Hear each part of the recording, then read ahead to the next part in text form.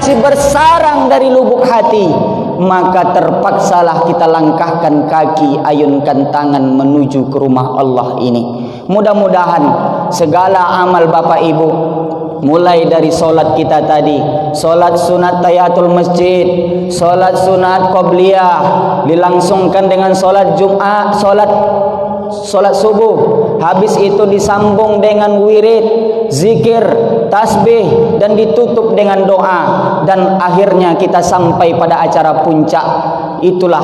Maka oleh karena itu segala amal ibadah kita ini mudah-mudahan menjadi pahala di sisi Allah Subhanahu wa ta'ala.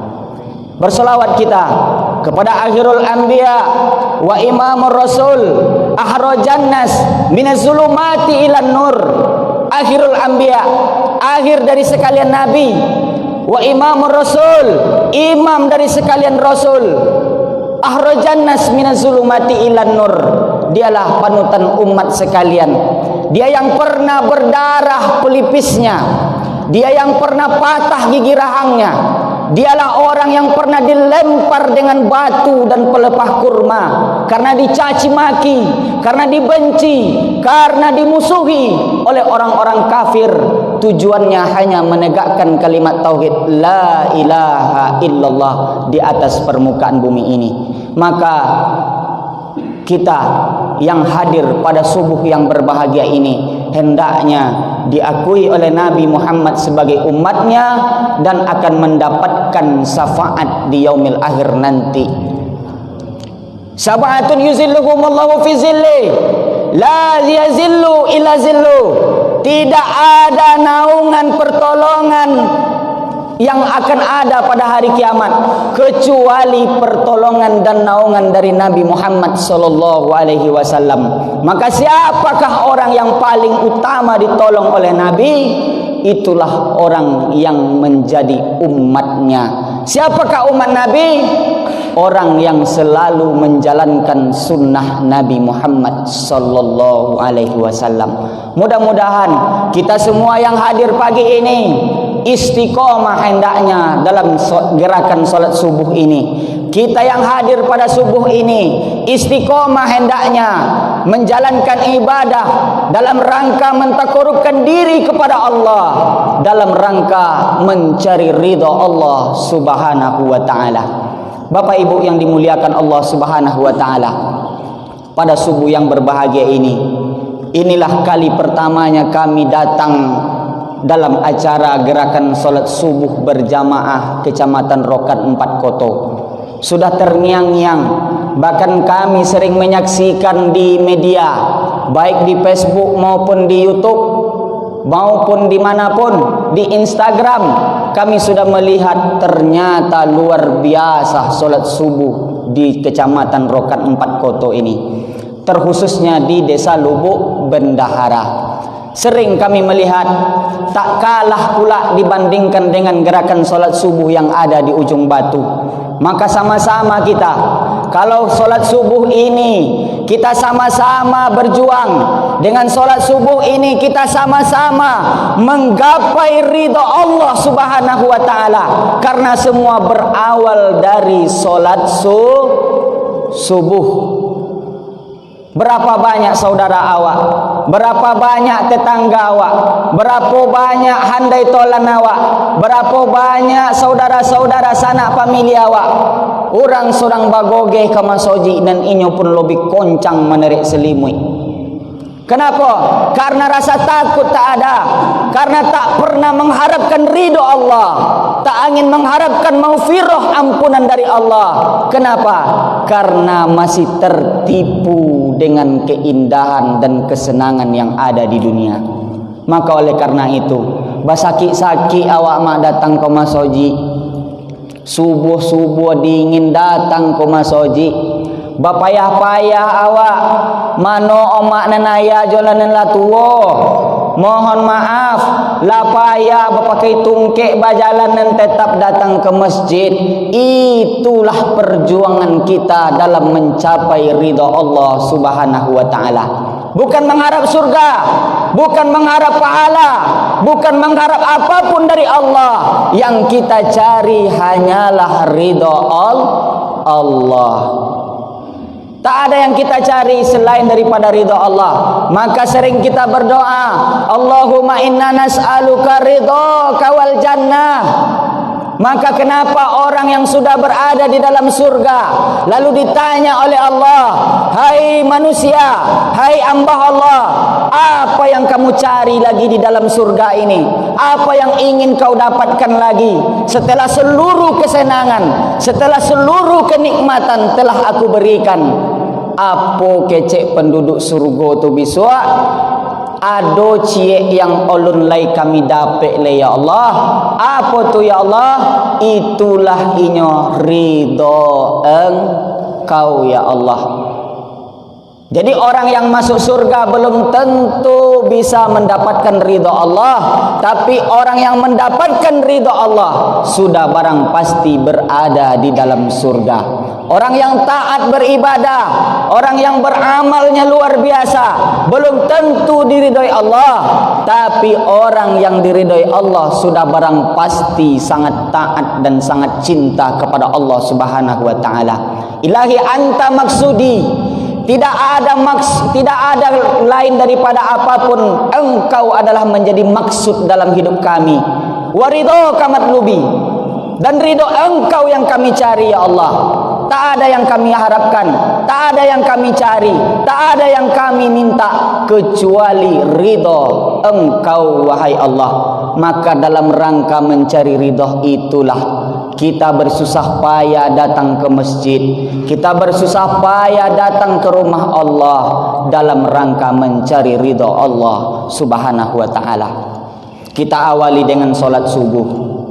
Sebelum solat subuh kita awali dengan solat tahajud. Barangkali tadi ada yang melaksanakan solat tahajud, ditutup dengan witir.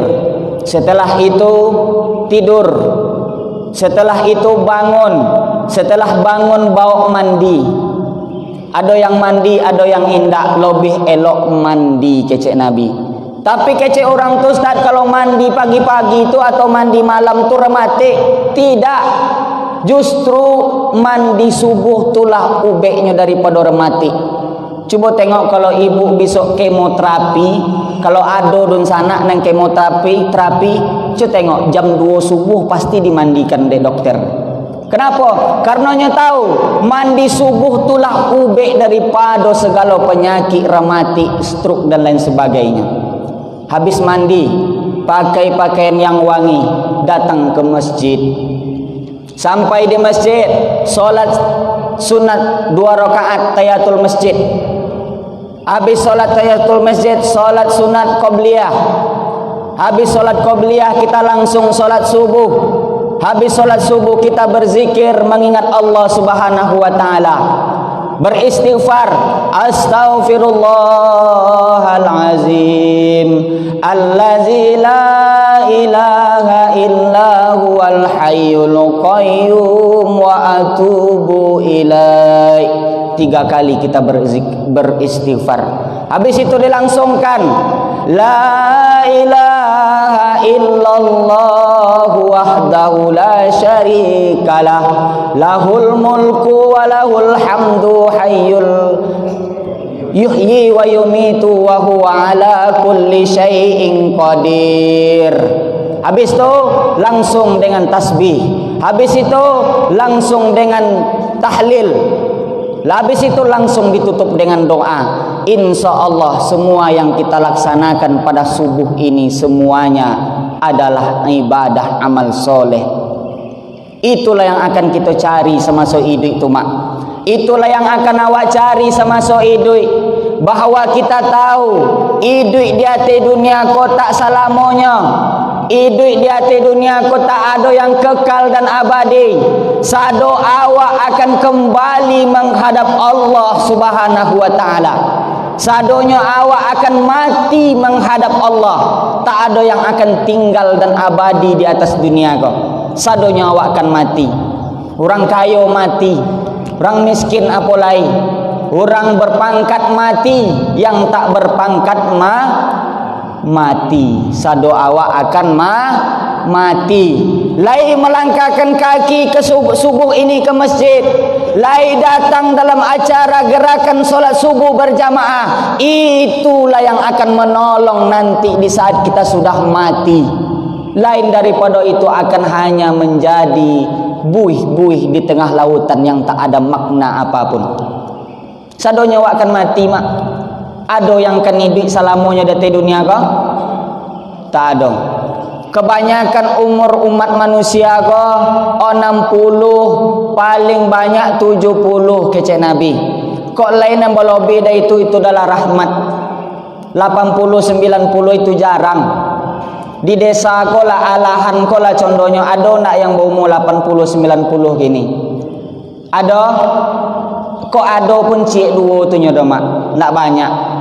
60, 70 kecek Nabi yang banyak. Bahkan banyak pula di akhir zaman kau tak sampai 60 dah. 50, 40 lah kone penyakit stroke, gula tinggi, naik segalanya naik, rematik dan lain sebagainya.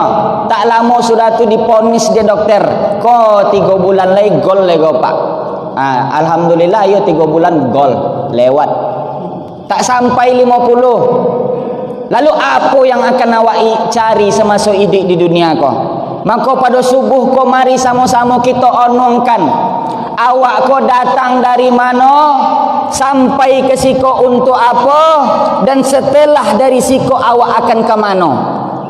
3 tu aja dionong.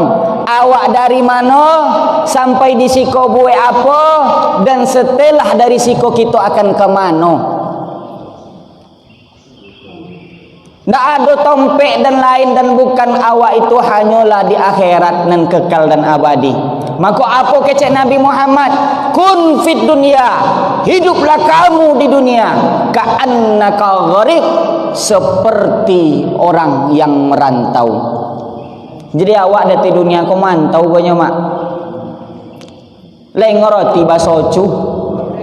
Ambo ya uang Minang, tapi sekolah dulu di lipek kain di Kuntu 7 tahun di Kuntu. Jadi lah bahasa cu tu lah bahasa awak yo. Ala pandai lo lah sampai lo kau Ujung Batu lah 7 tahun lo di Ujung Batu. Insyaallah lah pandai lo tak ketek bahasa Ujung Batu. Ya noh. Tu nama bahasa awak. Jadi lah sampai awak di siko untuk apa? Awak di siko untuk apa? Awak datangnya dari mana? Awak manusia diciptakan dari tanah. Sado awak ko dari tanah mak. Oh ndak apa ustaz? Kami dari Nabi Adam. Kullu min Adam wa Adam min turab. Kamu dari Adam dan Adam dari tanah. Jadi awak ko dari tanah. Tanah tu letaknya di bawah atau di atas? Di bawah, dipijak telapak kaki. Ada orang pergi sembahyang ke Masjidil Haram umroh haji, kau naik bajunya dek tanah. Baliknya ke hotelnya ganti bajunya balik. Kenapa? Padahal tanah tidak najis. Tapi kenapa orang tak suka dengan warnanya? Anak ketek sekalipun kau naik tangannya dek tanah liek, manangi minta cuci tangannya. Kenapa? Karena tak suka dengan tanah. Itulah asal awak. Jadi tak ada gunanya awak sombong, tak gunanya awak angkuh. Padahal awak berasal dari seonggok tanah. Tanah itu yang katanya hina. Tanah itu bukan arti apa-apa. Tapi kenapa tanah itu bisa menjadi mulia? Wa nafakhtu fihi min ruhihi. Karena Allah tiupkan di dalamnya ruh. Faqa'u lahu sajidin. Lalu para malaikat menyembah, menghormati tanah itu. Itulah Nabi Adam. Ada yang tak mau menyembah siapa? Itulah iblis. Malaikat tunduk patuh, menghargai, menghormati seonggok tanah tadi. Kenapa bisa mulia? Karena Allah Subhanahu wa taala yang memuliakan. Wa tuzilu man tasha. Kalau Allah menghendaki suatu itu mulia, akan mulia. Wa tuzilu man tasha. Kalau Allah menghendaki sesuatu itu hina, maka dia akan hina sehina-hinanya. Jadi itu tak perlu awak sombong, awak dari tanah, bontuk warna tanah. Kok warna tanah, tanah sengketa. Tanah sengketo. Lah sudah tu bontuk tanah, baun-baun tanah, cium. Baun tanah kan. Jadi anak do yang perlu disombongkan. Awak akan berasal dari tanah, naik ke atas tanah, dan sampai pada masanya akan masuk kembali ke dalam tanah. Iya apa indah? Iya. Dari dalam tanah naik ke atas tanah, ceramah, batuk mati masuk ke dalam tanah. Iya. Dari dalam tanah naik ke atas tanah, jalan-jalan pergi ke pasar, pergi ke mall, belanja, batuk mati masuk ke dalam tanah. Betul? Tak ada yang kekal dan abadi, selamanya awak akan masuk ke dalam tanah. Dari asal awak tanah naik ke atas tanah, kolah zamannya awak di atas tanah kininya. Lalu apa tujuan Allah menciptakan kita? Apa maksud Allah menciptakan kita? Menghadirkan kita di atas tanah ini untuk apa? Apa yang akan kita perbuat di atas tanah ini? Inilah pelajaran yang kedua yang mesti kita petik. Dari asalnya tanah, naik ke atas tanah, tiba di atas tanah kau mangapo? Balik ke hadis Nabi tadi. Kita di atas dunia ko condo orang yang merantau awak ko nyomak di atas dunia ko. Ambo dari Batu Sangkar Sumatera Barat pai ke Rokan Hulu ujung batu, merantau kamari. Selamanya ambo di siko tidak akan ada masanya ambo balik kampung. Jadi awak di atas dunia ko tak selamanya. Makanya apa kecuali an-nasuniam, manusia itu tidur. Sadonya manusia itu tidur. Falamma matu intabahu, ketika ia mati baru dia bangun dari tidurnya. Jadi awak nan salamu ko ruponya keindahan dunia ko hanyalah mimpi-mimpi semata kecuali radhiyallahu anhu. Keindahan dunia kau yang selama kau bermimpi jatuh cinta. Contoh apalah orang yang mimpi jatuh cinta, tersenyum sendirian, akhirnya bangun, baru sadar. Bagaimana agaknya orang yang mimpi sedang berkuasa, seolah-olah dia menggenggam tangannya, dialah penguasa di atas segalanya. Tapi di saat dia terbangun dari tidurnya, barulah sadar, oh ternyata itu hanyalah mimpi. Jadi yang mimpi selama kau punya ladang lowe itu mimpi. Yang punya selama kau antai golang omes sagodang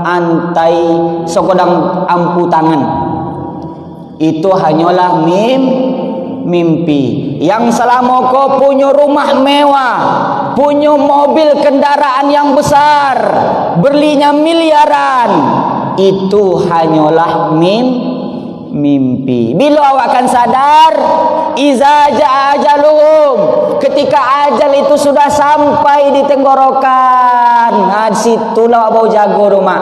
Falamma matu intabahu, balik bersambungnya.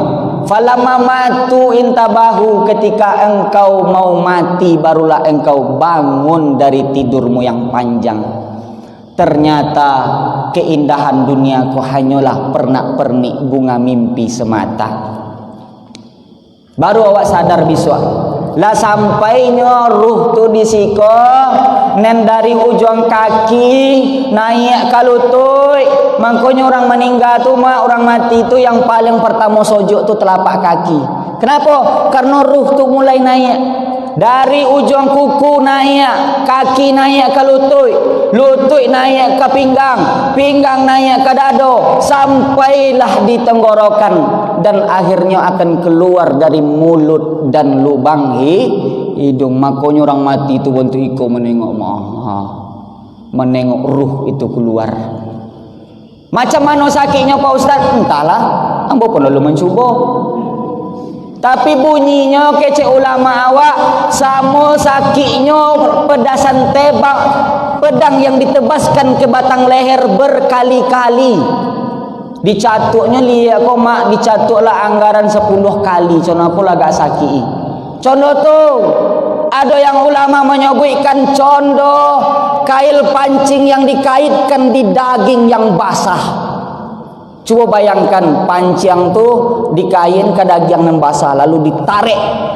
Coba bayangkan sakitnya.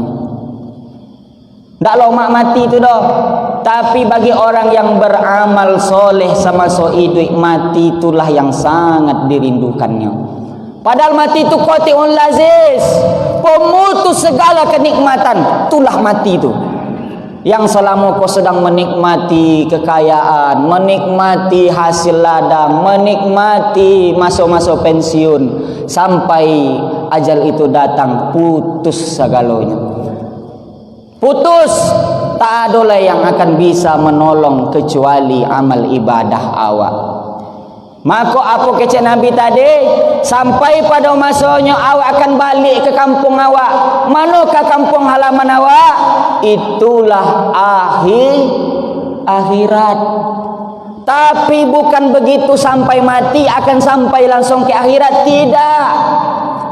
Bahwa ada kehidupan setelah kematian, akan ada perjalanan yang panjang setelah kematian.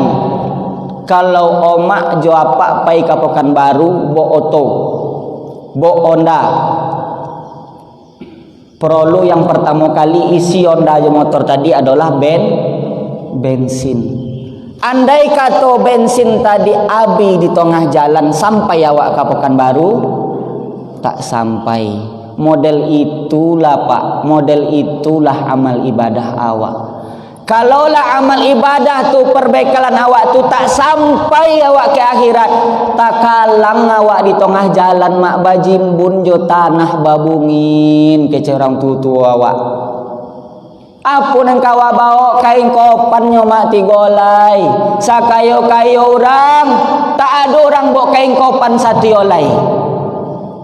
Sakayo-kayonya orang tak ada orang bawa kain kopan dari sutra, dari kain yang berjenis emas.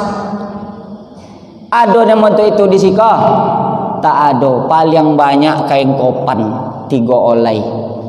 Itulah sakayo-kayonya orang menghadap Allah. Kain kopan tu nak lo bojai lo, cabai nujuang ketek krak habis.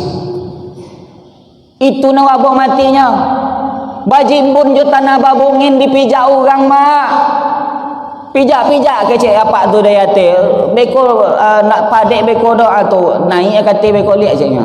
Itulah. Jadi dipijak kate supaya padek. Bajimbun kain kopan yang di badan lah kawak bo itu bisa ka menolong indak do mak. Ndak bisa menolong.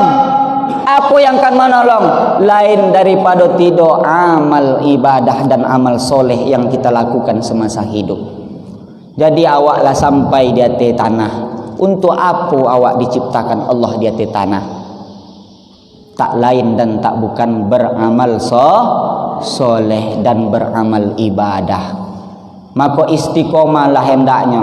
Ambo doakan mudah-mudahan kecamatan selain dari Rokan 4 Koto dan kecamatan Ujung Batu ikut hendaknya gerakan awak kau. Supaya Rokan Hulu kau akan turun. Lau anna ahlal qura amanu wattaqauna la fatahna alaihim barakatim minas samai wal ard. Itu janji Allah dalam Al-Qur'an. Kalau seandainya suatu penduduk kampung beriman dan beramal soleh kepada Allah, la fatahna alaihim, akan Allah turunkan kepada mereka. Apa yang Allah turunkan? Hujan indah, barakatim minas samai wal ardi. Kalau larokan hulu ko beramal dan beriman kepada Allah, penduduknya sadonya beriman kepada Allah, taat kepada Allah, semayang subuhnya ramai macam solat Idul Fitri. Hai itu mak, sawit tu nak kan pernah trek mungkin dah. Sabatang sawit 10 tandan buah. Kenapa? Karena berkah diturunkan oleh Allah dari langit dan di Di bumi itu janji Allah. Tak mungkin Allah ingkar janji. Itu janji Allah dalam Al-Quran. Kalau satu penduduk kampung beriman dan beramal soleh, takut kepada Allah, insya Allah akan Allah turunkan keberkahan yang ada di langit dan di bumi. Yang di langit apa? Hujan yang menyirami sawit ladang awak. Yang dari bumi apa? Minyak. Riau kau dan paling banyak minyak di Sumatera kau. Nak minyak apa mak? Minyak jelantah pun ada. Segala minyak mangkonyo angek dia awak kau. Di Sumbar cubalah cari minyak nak kan dapat dah. Macam itu. Kenapa? Keberkahan diberikan oleh Allah di negeri ini. Kenapa? Rokan Hulu kok adalah negerinya para ulama dulunya. Syekh Abdul Wahab Rokan. Itu ulama Tarikat Naksabandi. Dia mulia di negeri orang. Kalau ada orang mulia di negerinya sendiri itu biasa. Tapi kalau ada orang yang dimuliakan di negeri orang sendiri, itu luar biasa. Siapakah beliau? Itulah Syekh Abdul Wahab Rokan. Belajarnya di Makkah, pulang ke negerinya, lalu diundang, dibawa ke sana nun jauh, tak tanggung-tanggung. Diatenyo kerajaan Langkat, dibawanya kerajaan kerajaan Medan.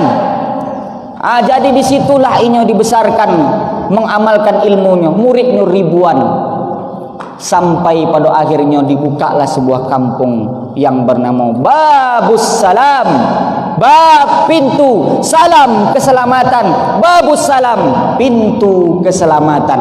Dia uang awak payah nyoboi ke mana? Ke Basilam. Itu nak orang lain tu doh. Itu orang awak. Makanya Rokan Hulu ini adalah negeri yang diberkahi Allah karena negerinya para ulama, negeri 1000 suluk. Maka dengan jalan gerakan solat subuh berjamaah ini akan kita teruskan perjuangan para ulama dulu. Takbir. Jadi itu jangan putih sampai di awak. Lai yang kuang cek pada ustaz kini apa do? Omak-omak jo ayah-ayah aja sampai ke masoji. Iko ni lah rintai-rintai malaikat maut je nya. Anak mana? Jangan sampai awak ke masoji rajin semayang subuh, anak-anak tak bawa ke masoji. Minantu tak bawa, ajak sadonya. Supaya apa? Supaya awak mendapatkan ridha Allah. Itulah tujuan awak di dunia kau. Dari dalam tanah naik ke tanah, lah tahu tujuannya, tinggal mengerjakan lagi supaya awak bisa mendapatkan bekal. Karena sampai pada masanya tak bisa dielakkan. Iza jaa ajaluhum, ketika ajal itu sudah sampai, la yastakhiruna sa'atan, tak bisa dimundurkan walaupun sesaat, wala yastakdimun, dan tidak dimajukan walaupun sesaat. Berapa banyak orang yang diponis mati kecek dokter, tapi tak mati kata Allah. Kau 3 bulan lagi, kau 2 bulan lagi, kau sebulan lagi kecek dokter. Tapi kalau Allah yang berkehendak tak mati, maka inyo tak akan mati. Kadang dokter yang memponis itu yang mati duluan. Tapi ada orang yang akan menyangkau hidup selamanya. Ada yang menyangkau akan hidup kekal dan abadi di dunia kau. Siapa itu? Itulah para Fir'aun dan Qarun. Namrud laknatullah alaih. Namrud berkuasa di atas dunia ini 400 tahun. Kekuasaannya bukan tanggung-tanggung. Mulai dari belahan timur dunia sampai ke barat, Syarqan wa Gharban, satu perintah, satu komando. Itu zaman Namrud dulu. Jadi dunia full dipimpin oleh Namrud selama 400 tahun. Lalu apa yang terjadi? Ketika itu Allah utuslah seorang Rasul untuk mendatangi Namrud, untuk mengajak menyembah kepada Allah Subhanahu wa ta'ala. Tapi apa kecek Namrud? Ketika Rasul yang diutus Allah diajak untuk menyembah kepada Allah, bertauhid, berakhlakul karimah, lalu apa yang keluar dari mulut Namrud? Ar-Rabbun ghairi. Adakah Tuhan selain aku kecek Namrud? Ompe ati tahun berkuasa di dunia sudah menganggap dirinya Tuhan. Dia akan beranggapan bahwa dia akan hidup selamanya. Kekuasaannya tidak akan bisa ditumbangkan oleh siapapun. Jadi sampai pada masanya diajaklah dek Nabi, dek Rasul utusan Allah untuk menyembah kepada Allah. Apa keceknya dari mulutnya? Ar-Rabbun ghairi. Adakah Tuhan selain den, kecek Namrud. Apa ndak sombong Namrud tu? Ar-Rabbun ghairi. Adakah Tuhan selain aku? Adakah penguasa di dunia ini selain aku? Dengan lantang Namrud meneriakkan itu kepada Rasul utusan Allah. Dia membangkang perintah Allah. Lalu Allah ceritakan di dalam Al-Quran, tak payah bagi Allah untuk memusnahkan Namrud itu. Lalu Allah kirimkanlah bala tentaranya. Tentaranya tak bawa senjata, ndak bom molotov, ndak membawa tank, ndak membawa seragam dan lain sebagainya. Tapi tentara yang dikirim Allah itulah seekor nyamuk, ba'udah.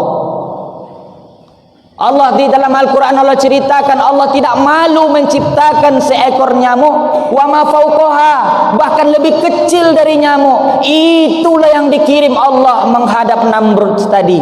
Akhirnya nyamuk tadi itu masuk ke dalam lubang hidung Namrud. Dari lubang hidungnya naik ke atas sampai ke batang hidung, terus naik ke atas sampai ke otak Namrud tadi. Lalu nyamuk itu menggigit otak yang ada di kepala Namrud. Akhirnya Namrud kesakitan, tak bisa diceritakan, tak dapat diungkapkan bagaimana sakitnya otak kau digigit dek nyamuk. Akhirnya Namrud ambil martil, tokok-tokok kepalanya, sehingga orang di sekitarnya menganggap bahwa Namrud sudah gila. Tapi akhirnya Namrud mati dalam keadaan kafir kepada Allah Subhanahu wa taala. Baik itu orang menunjukkan di Allah taala tu, Allah ingin bercerita kepada kita, tidak payah bagi Allah menumbangkan kesombongan dan keangkuhan itu. Mudah bagi Allah. Maka oleh karena itu, yang menganggap akan hidup selamanya akan mati, yang akan beranggapan dia yang sudah diponis mati, tapi Allah yang punya kuasa, Allah yang punya ketetapan. Ana urid wa anta turid, wallahu fa'alul lima yurid. Aku punya keinginan, kita semua punya keinginan, dan keinginan Allah lah yang akan berlaku. Awak akan mati. Sadonya awak ingin beranggapan awak mati, hidup selamanya ndak. Paling ndaknya mati kok dilambek-lambekkan lah mati di Allah Ta'ala tadi. Tapi kalau Allah yang punya kuasa, punya ketetapan, yang semuanya sudah tersurat di Lauhul Mahfuz, sadonya awak akan mati, cuman menunggu giliran saja. Ustaz pun yang mudogo dan sulang semangat buat api-api, kok jangan sangka lo kan lambek mati di pada omak. Umur 25 kau jangan sangka, kau 25 umur start baru. Berarti ada lagi sekitar anggap 60, berarti lagi 35 tahun lagi. Tak bisa. Bisa jadi pulang dari siko di lantai auto mati. Iya. Tak ada jaminan bagi awak akan hidup sampai sore beko. Sadonya awak akan mati dan itu adalah rahasia Allah. Lalu apalah yang akan kita persiapkan andaikan mati itu datang kini? Lain daripada amal ibadah. Wa nafsi'u wa masawwaha. Hari ini kita berada di persimpangan jalan. Fa'alhamha fujuraha. Engkau akan berada di simpang jalan-jalan yang lurus, jalan menghadap Allah, jalan yang penuh hidayah, jalan menuju Allah Subhanahu wa taala. Dan ada jalan yang bengkok, gelap, hitam, tak ada hidayah di dalamnya. Kamano kan wak turui?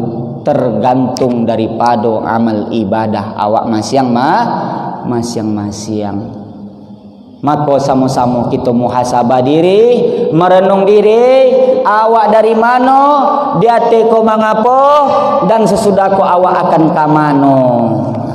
Itulah segala amal ibadah tu akan kita bawa. Yajma'ul maita salasun, kece Nabi, yang akan dibawa mati hanya 3. Yang mengiringi mayat tu hanya 3 sampai ke liang lahat. Yang pertama mal, harta, kece Nabi. Harta ibu, mobil mewah, kereta kencana, belinya miliaran. Mobil tu sampai mengiring awak, yo ikut inyo mengiring. Tapi sampai inyo ke liang lahat, indah. Mobil tu bisa parkir di pelataran parkir pemakaman umum. Awak dipiku sampai ke liang lahat. Rumah mewah, awak yang manggil tukangnya, manggil arsiteknya, awak yang mengukurnya, awak yang membentuk desainnya. Tapi sampai pada masanya, ketika awak sudah terbujur menjadi seonggok bangkai, tak ada sejengkal dan sehasta pun tempat kita untuk di rumah itu. Rumah tu awak dulu yang bangun, awak dulu yang buat, awak dulu yang payah mencebiti membe rumah. Tapi kalau lah berubah menjadi almarhum, tak ada tompek untuk awak di rumah yang godang yang awak buat tadi. Kamano awak diantarkan? Nun jauh di sudut pemakaman umum awak diantarkan. Jadi harta tu tinggal. Yang mengiring yang kedua ahluhu, keluarga. Anak, laki, bini, sahabat, tetangga, anak cucu minantu, kerabat, handai tolan, kawan sama-sama pai ke masoji dulu. Ikut juo mengiring awak, tapi hanya sampai di pintu liang lahat saja. Sampai di situ dunia. Ndak kena dulu apa kau do mak dek saking setianya, dek saking sayangnya kau mak relanya sakubu baduo jo awak ado. Ndak ado do. Ndak ado do. Sampai masuknya masuk ke liang lahat, inyo masuk ke dalam, dibungin jo tanah, dipijak pade-pade, habis tu nyo bacakanlah sepatah dua patah doa. Menangi menetes air mata. Muruang sampai nak tamakan nasi seminggu dek kehilangan tadi. Biasa awak manusia. Tapi ingat, hari berganti musim berubah, kita akan mulai dilupakan. Paling lama sebulan dunia, habis itu mulai lupa. Habis itu kita hanyalah tinggal namu saja lagi. Namu Jawa yang tinggalnya mak. Gajah mati meninggalkan gading, manusia mati meninggalkan belang, manusia mati meninggalkan nama, harimau mati meninggalkan belang. Jadi namu apa yang kan wak tinggalkan di atas dunia kau? Namu baik atau namu buruk, tergantung kepada amal ibadah dan amal soleh awak. Jadi yarji usnani kece Nabi. Yang dua tu kan pulang, harta pulang, anak bini keluarga pulang. Lalu yang tinggal di liang lahat tu cuman satu. Wa yabqa wahidun. Yang tinggal tu cuman satu. Apakah itu? Itulah amal ibadah dan amal soleh semasa hidup di dunia. Kok lailah semasa hidup kau mak di sela-sela kehidupan kau. Datang kau masoji mengantarkan sasak semen, mengantarkan satu kotak keramik, soki yang diberikan oleh Allah lai balobih, diantarkan ke masjid. Apa yang kurang di masjid kau kira-kira? Kok butuh pembangunan, diantarkan semen satu sak dua sak semen. Itulah yang akan menolong di hadapan Allah. Mambana masjidan, siapa yang bangun masjid? Banallahu mislahu baitan fil jannah. Maka akan dibangunkan oleh Allah satu istana di dalam surga. Jadi kalaulah pernah hasil nimbang sawit tadi balobih, daripada diantarkan ke bank, elok disodokahkan ke masjid supaya itu menjadi amal ibadah awak. Apa yang perlu kira-kira? Datangi ketua pengurus. Apa yang kan wak bangun ketua pengurus?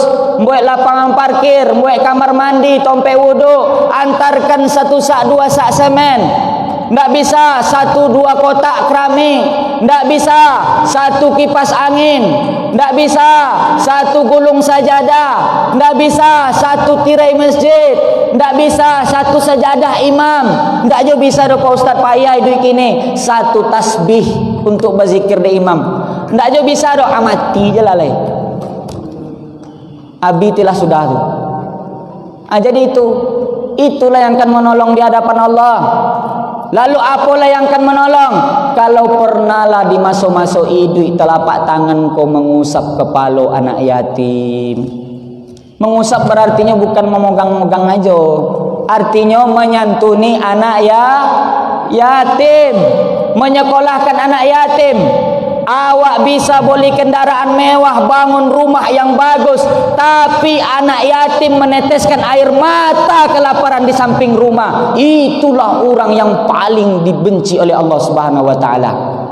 Ingat itu, fakir miskin, anak yatim mesti awak santuni, karena itu menyelamatkan awak juga di hadapan Allah. Ana wa kafilul yatim, aku dan orang yang menyantuni anak yatim, kahataini fil jannah, seperti ini di dalam surga. Kata Nabi tunjukkan dua jarinya, asat toba jari telunjuk, al-wusta jari tengah, sakingkan dekatnya orang yang menyantuni anak yatim dengan Nabi di dalam sarugo. Kalaulah pernah di sela-sela kehidupan lidah kau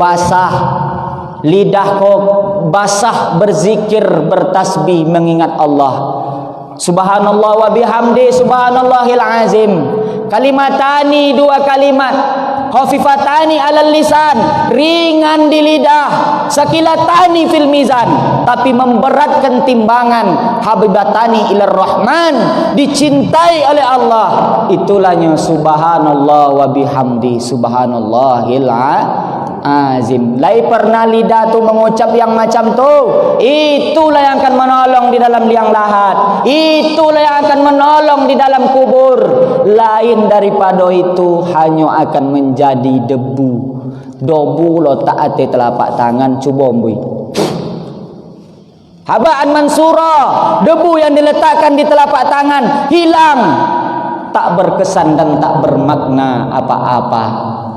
Jadi amal ibadah itulah yang akan menolong awak. Tak ada yang lain dah. Kok sampai di tengah jalan lai amal tu kan sampai. Apa yang akan sampai hanya 3. Yang pertama sedekah jariyah, sedekah jariyah, au ilmiyan tafa'ul bi, ilmu yang bermanfaat, dan yang ketiga doa dari anak yang soleh.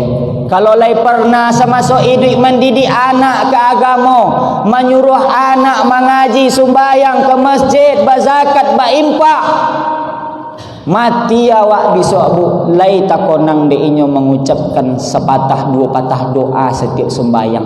Itulah nilai ka menambah jo amal ibadah awak. Lain daripada itu, lah amal ibadah saya bokal tak sampai, tambah pula doa, kiriman doa tak ada. Alah mak, ke mana ke dibuk badan kole mak? Sampai awak ke surga, noji kok sampai. Nakkan sampai awak dah. Kenapa? Karena bokal saya asupan gizi daripada doa-doa anak awak tak ada. Jadi apa yang akan boleh sampai? Tak ada. Jadi yang menolong di hadapan Allah itu hanyalah amal ibadah awak. Anak tu akan lari, bini akan lari dari suami, suami akan lari dari istri, orang tua akan lari dari anaknya, begitu sebaliknya. Begitulah keadaan awak besok di akhirat. Jangan kena oleh anak buah hati belayan jiwa, sehari tak menatap mata, rindu luar biasa. Dek sayang ke anak sekolah kan nun sampai ke Inggris, ke Australia, S1, S2, S3, tapi tak pernah diajarkan sembahyang, tak pernah diajarkan baca Quran, tak pernah diajarkan datang ke masjid, solat berjamaah. Apa guna pendidikan tadi? Habis sudah. Ambo pernah datang ke rumah sakit di Pekanbaru, berceritalah kawan-kawan, Ustaz ada di ruangan ICU dirawat apa tu pejabat dinas di provinsi, masuk ke ruangan ICU, longang di dalam keramaian. Itu maksudnya. Kenapa? Longang bukan berarti tak ada orang, anaknya ada, bininya ada di sekeliling. Apa tadilah sakratul maut, tak ada lah orang yang membisikkan kalimat tauhid di telinganya. Kenapa? Karena anak tak pernah diajarkan ke agama, karena bini tak pernah diajarkan, makanya merasa kesunyian di dalam keramaian. Mudah-mudahan awak terelakkan dari hal yang seperti ini. Amin ya rabbal alamin. Jadi itu penyampaian kami pada subuh yang berbahagia ini. Panjang lebar kami sampaikan, mudah-mudahan menjadi ikhtibar pelajaran bagi awak. Yang pertama yang mesti diingat, awak asalnya dari mana. Setelah itu sampai kata ko awak bagaimana, untuk apa awak datang dunia ko, dan setelah ke dunia awak akan ke mana. Itulah nanti go tu pelajaran yang perlu amak bawa pulang. Lain daripada itu nak perlu amak konang dah tiga ko jelah. Awak dari mana, di ate dunia ko mangapo, dan sesudah di dunia ko awak akan ke mana. Ingat je lah itu. Onuang-onuang di rumah sambil mengacau gulai, onuang di rumah. Sambil macik cubi bawang, onuang di rumah. Awak mengapo lah kasih ko. Tapi bukan berarti pulang dari gerakan solat subuh berjamaah ini loyo jobo nama awak. Loyo jobo apa awak? Apa nak pai manaki apa? Nak pai motong gotah? Entahlah Ustaz, mati je empat lainnya. Salah tu. Mak nak pai ka buka ruko mak, entahlah, tinggal je lah tu dunia aja turunnya. Tu salah. Seharusnya dengan gerakan solat subuh berjamaah, muhasabah diri, kita semangat membangkitkan gerakan solat subuh ini. Semangatnya para pejuang, para mujahid menegakkan kalimat tauhid dulu. Seperti itu. Jangan sampai deklah kau masjid imam buat awak bohongnya nak mati aja. Pulang dari masjid nanti konang malaikat maut aja. Nak ada gairah hidup, nak ada semangat hidup. Salah. Seharusnya dengan adanya gerakan solat subuh awak mesti bersemangat. Yang punya ruko, buka rukonya. Yang punya ladang gota, ladang sawit, datang ke ladang gota, ladang sawit. Perlu tambah lowenya sudah tu. Sudah tu yang punya kos-kosan tambah balik. Oh ibu Haji tu loh, ibu Haja tu loh, panjang kos-kosan lu Ustaz, 1000 pintu aja. Jadi itu, jadi bersemangat balik dari gerakan solat subuh, bangkitkan ekonomi umat. Itulah maksud gerakan solat subuh kok. Bukan maksudnya ketua panitia buat gerakan solat subuh hanya solat saja, tapi melalui kebersamaan, melalui silaturahim, kita bangkitkan adrenalin, kita bangkitkan semangat, kita bangkitkan kembali ekonomi umat. Anak punya ladang sawit tambah balik. Tapi kuno sudah tu hasil dibagi tek ke masjid. Jangan dilulu seorang. Kalau lulu seorang tu tak sampai dawa ada ke akhirat besok. Bagi ke masjid, bagi anak yatim. Kalaulah ekonomi umat sudah bangkit, maka sesuailah pada zaman dulu. Apa kecik khalifah dulu, carilah fakir miskin. Panjangnya negaranya 9 negara kini. Carilah fakir miskin, lai tolok deh kalian berjalan kaki keceknya. Dari Siko sampai ke Maroko, 9 negara kini itu. Carilah deh kalian kalau basobok. Tak ada basobok fakir miskin. Kenapa? Karena ekonomi sudah bangkit ekonomi umat. Jadi itu makanya jangan balik dari Siko dek ceramah ko tentang mati je yang disampaikan di ustaznya bawanya nak mati aja. Itu salah. Harus semangat. Jadi itu penyampaian kita pada subuh yang berbahagia ini mudah-mudahan menjadi ikhtibar dan bisa kita amalkan dalam kehidupan sehari-hari. Amin ya rabbal alamin, dan menjadi amal jariah bagi kami yang menyampaikan. Mungkin itu saja penyampaian kita pada subuh ini. Atas perhatian kami ucapkan ribuan terima kasih. Kalau ada salah dan janggal bahasa kami yang tak sesuai, ucapan kami yang menyinggung perasaan, kami mohon dimaafkan. Alhamdulillah. Kok mati-mati lah sudah kau lah tonang.